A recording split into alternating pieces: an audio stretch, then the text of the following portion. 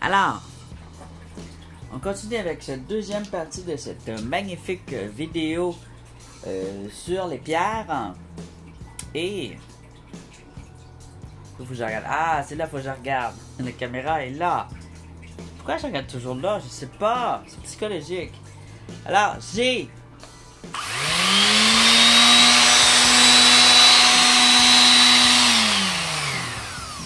un truc qui fait du bruit.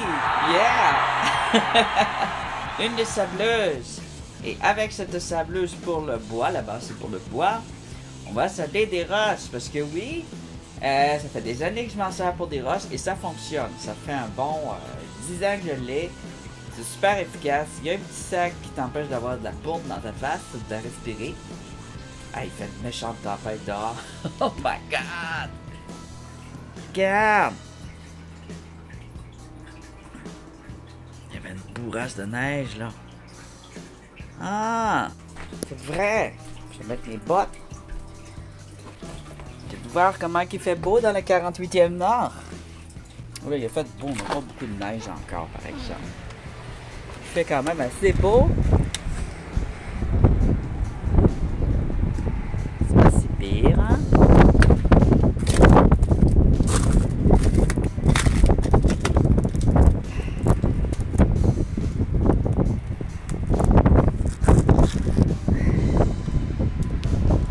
On gèle!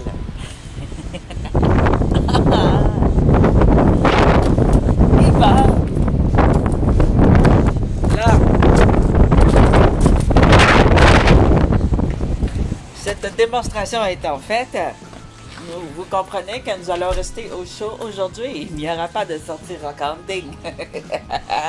Ah, j'ai mis un Père Noël aussi. Alors, j'ai sorti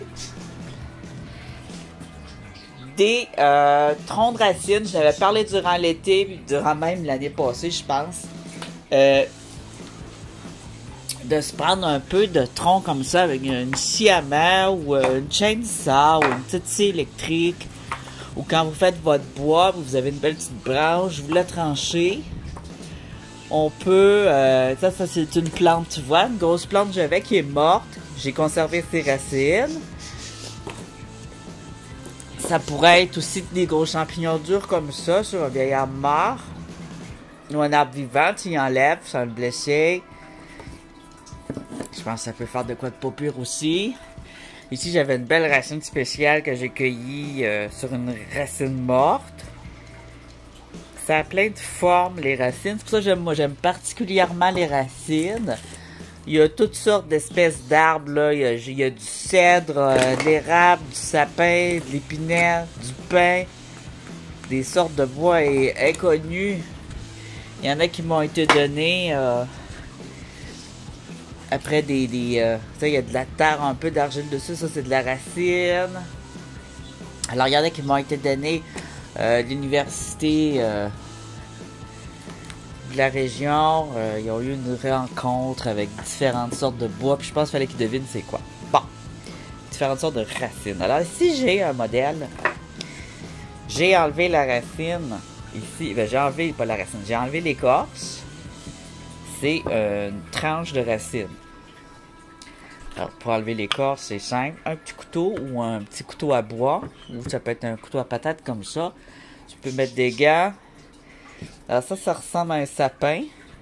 C'est une variété de sapin. Quand il y a beaucoup de gomme, là, c'est du sapin. Alors, on va venir, tout simplement, ça se détache tout seul. C'est pas bien dur.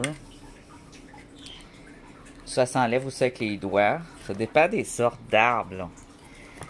Quand le bois est encore vert, ça s'enlève bien aussi, mais l'idéal, c'est d'avoir juste des arbres morts ou malades.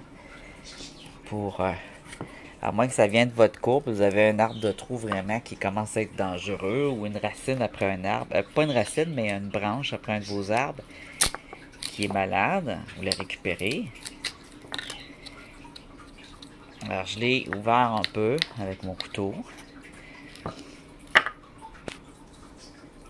Ça a l'air compliqué, là, mais ça ne l'est pas. C'est juste parce que je tiens mon cellulaire en même temps. OK.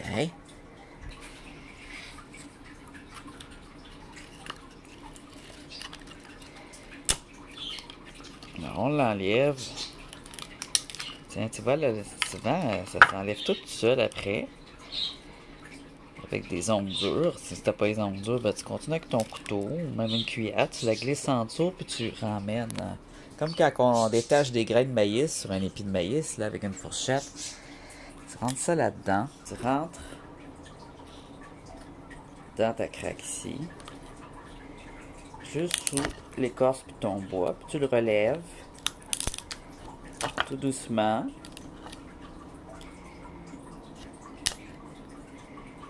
Puis tu fais ça tout le long. Délicatement pour pas rien briser. Puis là, c'est là que tu vas tout voir ton beau bois en dessous, tes nœuds, toute la belle apparence. Tu fais ça, tu le nettoies. Tu enlèves la gomme, la résine, l'écorce. Du bois que tu aimes, n'importe quelle sorte, en autant qu'il soit ton goût. Une fois cela fait, tu as ton bout de bois. Alors, tu vas venir le sabler. Hop, je t'en zoome. Ça pouvait bien pas bien aller. Alors, moi, j'utilise une Mastercraft comme ça à bras avec un fil. C'est bruyant, mais ça va très bien. Papier sablé, c'est du papier sablé pour les voitures ou quelque chose de raide, là. Parce que je m'en sers aussi pour les roches. J'aime bien ceux qui sont... Ça, c'est le premier, c'est très grossier. Le plus grossier que tu as. Alors, il est blanc. C'est bon aussi, je pense, pour les murs. Ok, bien solide, là. Là, tu vas venir sabler ça. Attention, ça va faire du bruit.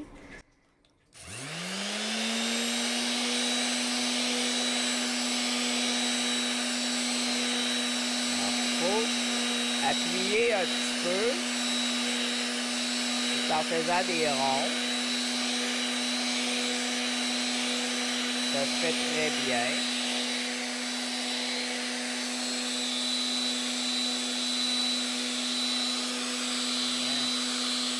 Ça devient déjà beau. Oh, comment ça change vite.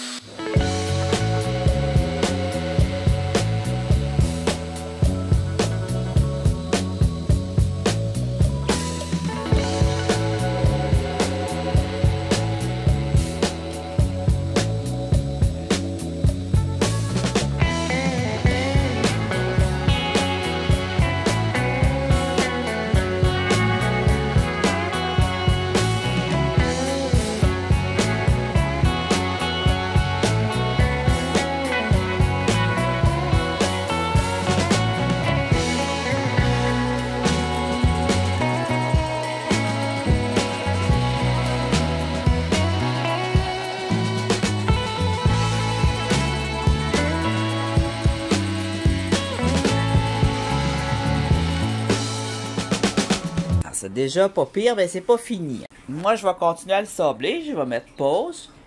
Puis on va se revoir quand ça va être, la surface va être plat comme ça. Puis je vais vous montrer ensuite qu'est-ce qu'on fait. Si je veux que ce soit un présentoir pour roche, là, qu'est-ce qu'il va me rester à faire. Voilà. Alors, j'ai sablé un petit peu ici pour enlever les accros. J'ai sablé un petit peu en tour. Alors, si toi, tu n'as pas de machine ou tu n'as pas d'argent pour t'en acheter ou ça te tente pas ou tu n'aimes pas le bruit ou pour X raison, tu veux pas de machine ou tu n'en as pas, tu peux te créer un papier sablé. Papier sablé. Tu te crées pas le papier sablé. Tu t'achètes du papier sablé. Tu prends une planche droite, grosse celle-là, là. Tu y tapes. Tu vois, là, je l'ai faite avec... celle-là, c'est pour polir très fin de la roche, par exemple. Là. Tu y tapes ton papier sablé pour le bois. On va dire que c'est du papier sablé pour le bois. Tu vas venir le taper ou l'attacher comme ça. Tu peux faire le tour comme ça, puis l'attacher. Une planche. Puis là, tu peux te servir de ta planche, c'est tout petite, là. Tu peux venir sabler avec ta planche comme ça, pour que ça soit bien droit. Tu peux aussi prendre ton bout de bois, puis venir frotter comme ça dessus, jusqu'à temps que ça soit à ton goût. Disons qu'ici, là, je veux que ce soit plus doux, là, puis là, je vais le mettre sur ce papier sablé-là qui est plus doux. Je veux juste vous montrer un exemple. On va regarder avant, là. Tu vois, là, on a ça comme ça avec la grosse machine. Maintenant, je vais le sabler à la main. Vous voyez bien, je le mets comme ça, sinon je le mettrais à plat, par exemple. Voilà, je vais venir sabler comme ça. Ça sent bon. Je sais pas c'est quelle essence d'arbre, mais il sent bien bon. Je vais venir sabler de même. Aussi longtemps que j'en ai besoin, jusqu'à temps que ce soit à mon goût. Pour les coins, même affaire, tu vas venir sabler de même. La planche, c'est parce que c'est pour que ce soit droit. Tu peux, juste si tu veux, prendre aussi un papier sablé. Ça, c'est à bois. Il est jaune. Puis tu viens avec les mains sabler comme ça. Pour les angles, là, ça va super bien quand tu utilises tes mains. Là. Pour les affaires moins rondes, là. Fait que tu peux prendre ta planche genre pour faire le côté plat. Puis ensuite, tu viens un petit peu sabler au bord. Pas besoin de sabler beaucoup au bord parce qu'en tour d'écorce, c'est déjà beau. Mais il y a des petites parties des fois moins beaux, comme si c'était moins beau. Je l'ai sablé. C'est du vieux bois. Et voilà. C'est des vieux arbres. Fait que toutes les parties rugueuses.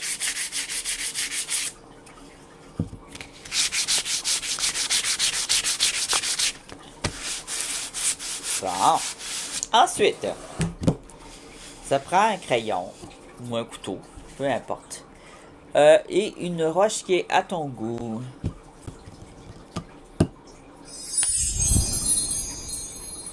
Mon précieux. Alors, j'ai un beau Jasper ici Galaxy avec plein de boules blanches, très noir, très beau. Alors, moi, je veux qu'il rentre un peu dans cette base de bois-là. Alors, je prends un couteau ou un crayon. Puis, je vais venir le contourner, mais il faut que je rentre un peu en dedans, là. Tu sais, un petit peu comme ça, là. Je fais le tour. L'idéal, ce serait un crayon, pas un couteau. J'ai des couteaux, là, mais je vous conseille un crayon. Alors, je viens faire le tour de ma roche dans la forme qu'elle a. Elle est supposée d'être dans la forme qu'on la veut. Et je vais avoir mon dessin, une fois que je l'enlève. Et puis là, je vais utiliser un Dremel avec une petite scie à bois dessus. Ou un couteau à bois. Puis c'est là que je vais venir creuser. Dans la forme que j'ai faite pour qu'elle vienne creuse. Alors, une fois que c'est creux, mais ta roche, il faut qu'elle se tienne quand même déjà tout seul, là. Une fois que c'est creux, quand tu vas la mettre, elle va rentrer un peu dans ton bois. Moi, ici, je la mettrais plus creuse parce que je veux qu'elle penche plus de même parce qu'elle est comme, tu vois, elle est comme penchée sur le côté ici. Elle penche trop, fait que j'irais faire le devant plus creux pour qu'elle s'enfourne un peu dans mon bois. Tu vois? Alors voilà.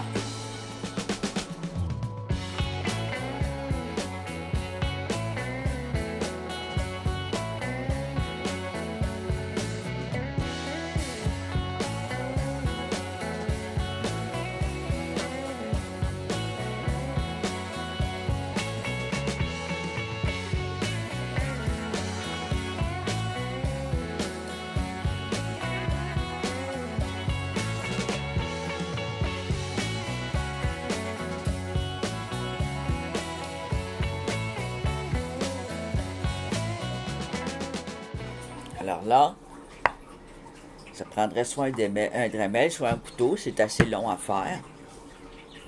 Mais c'est comme ça. C'est comme ça que ça se fait. Pour ce genre-là.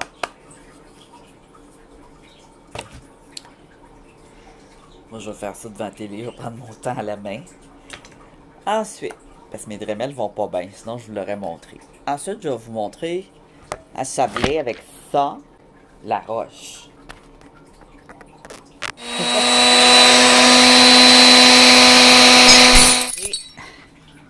J'ai plusieurs petits modèles de roches ici qui sont très belles. Alors, quand ils sont petites, Soit que tu tiens ça entre tes cuisses, tu viens poser ta roche de même. Puis là, tu vois, il y a différentes manières de faire, là. Quand elle est petite, tu tiens ton...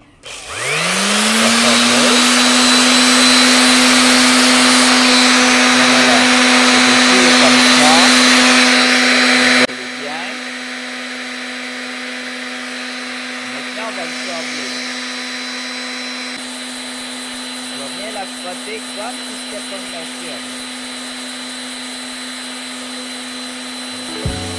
À la main, là, ça prend plusieurs fois. On appuie.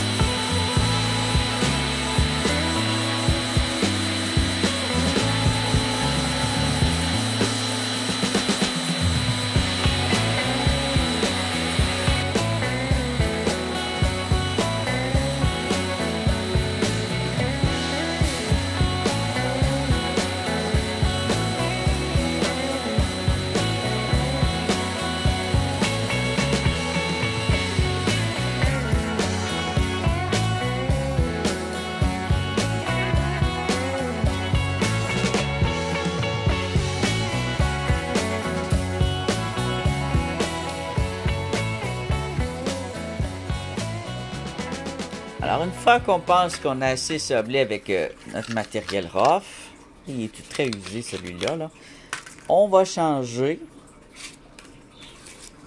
pour un level un peu au-dessus, ici du 220. C'est pas le bon morceau. Il est où mon morceau? Ça doit être lui. Hein? Du 220. Je vais aller le poser. Puis je vais refaire du sablage avec le 220. Ensuite, je vais prendre du 600, etc. jusqu'à temps que ma finition soit à mon goût.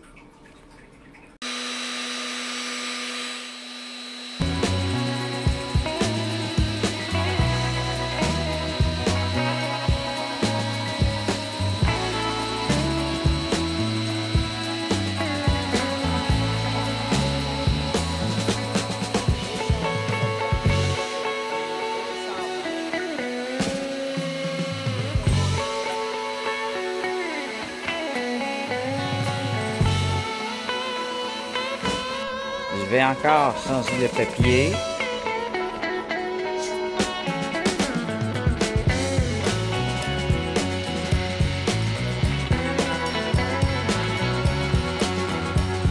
Après, je vais mettre un 600.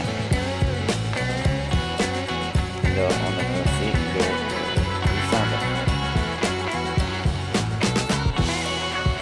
Le premier, c'était un 3. On va regarder ça. Le cycle d'aluminium, je trouve le chiffre, je pense que c'est un 60, je me rappelle, à peu près un 60. Cette activité peut mettre des gants, peut mettre des nerfs, évidemment, ça dépend c'est quoi vous sortez. La pierre, là j'ai mon petit sac.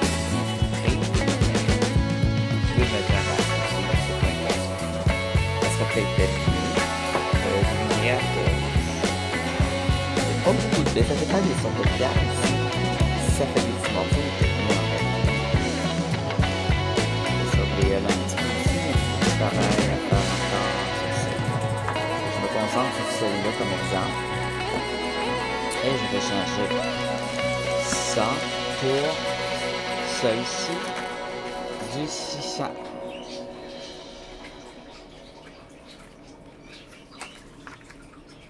Ça, c'est mon préféré. Celui que j'enlève ici, c'est du 220 Wet and Dry. Whittle Dry. Alors, c'est lui que j'achète au Canadien Tire, puis ça fait des années et des années et des années que je l'ai. C'est des papiers sablés qui durent extrêmement longtemps. À partir du 600, la finition commence à être beaucoup plus belle. Alors là, on a au 220. C'est du vieux 220, alors il sable un peu plus, il est plus usé. Et maintenant, on va faire du 600.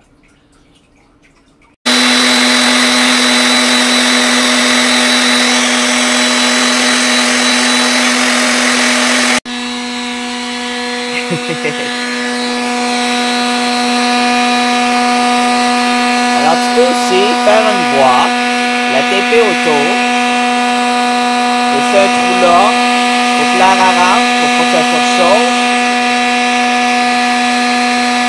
Tu mets tes choses dedans.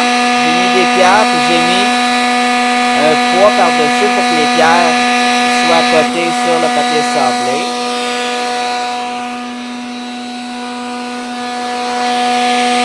Ça comme ça, dans le garage, tu fermes la porte.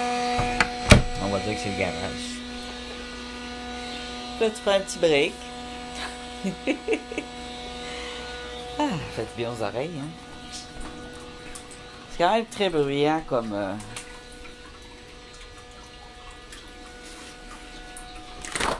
Oh, ça fait du bien. Du bien de l'air, du vent, du froid. Oh là là! Oh là là!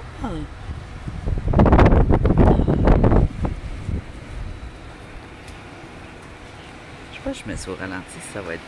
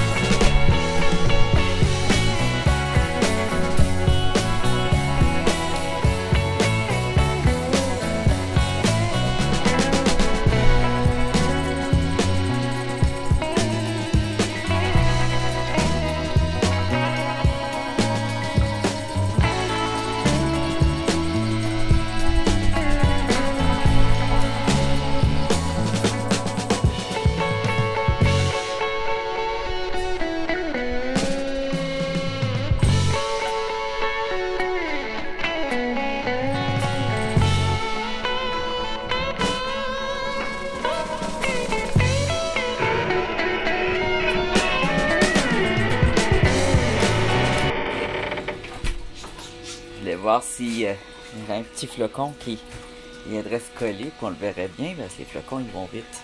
Ils passent vite, les flocons. Oh. Bon, on mange un petit peu en attendant. Alors, on peut prendre aussi une sableuse, donc, et y faire une boîte aérée ou avec des petits trous dedans en plastique, avec, là, ça sera peut-être le temps d'utiliser du styrofoam, des restants de tapis, puis aller poser ça autour pour l'isoler, mais pas pour empêcher l'air d'entrer puis de sortir. Et avec un petit sac pour récupérer la poussière, et voilà. Tu laisses ça un petit bout, mais il faut mettre un poids un peu sur les pierres.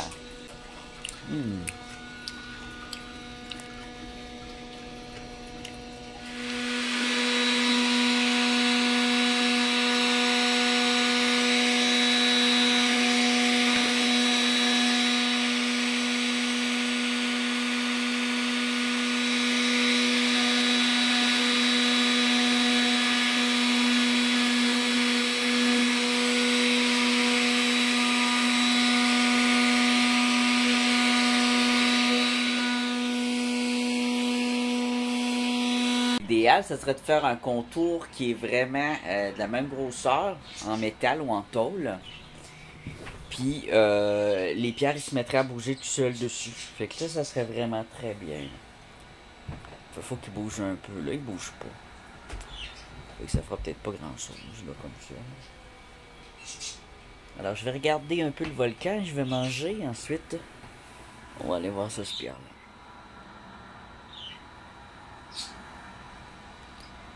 Non, l'image est fixe. Ah, ok. Ça devient de plus en plus gros. Hein? Il doit y avoir de la belle obsidienne en Hawaï. En Hawaï. Alors, il y en a aussi au Canada, hein, de l'obsidienne. Puisqu'on a des volcans dans le coin de l'Alberta, Vancouver, je pense aussi. Et tout ça. Et alors, on a des montagnes avec des volcans, des anciens volcans. Et il y a de l'obsidienne verte, mes amis, verte. Ouais.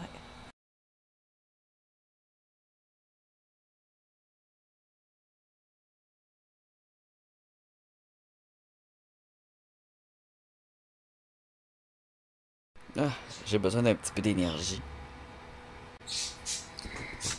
On met ça dans les styrofoam, par exemple. Là.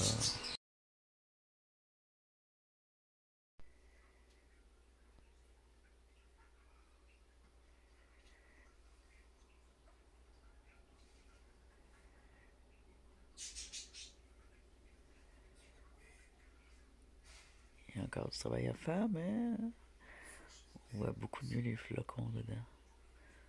De Sunstone. Elle est très dure, en fait. C'est une aventurine avec des flocons de Sunstone dedans. Donc, c'est un quartz. Ils sont plus durs à sabler, mais ça se fait. Il faut juste être patient.